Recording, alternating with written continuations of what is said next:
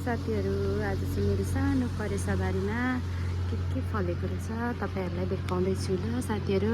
हेर्नुहोस् त, तिहारको रमझमले गर्दाखेरि धेरै दिनपछि बारीमा आएको त यस्तो धेरै सागहरू भएको रहेछ साथीहरू।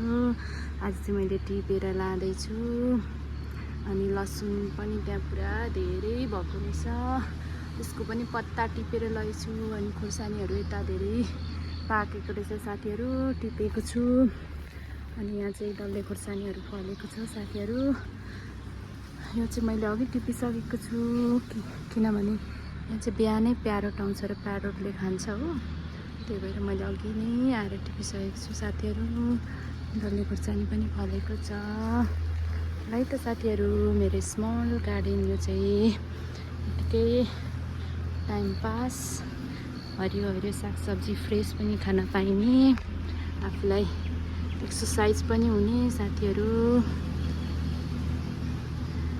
है त साथीहरू, बाई बाई।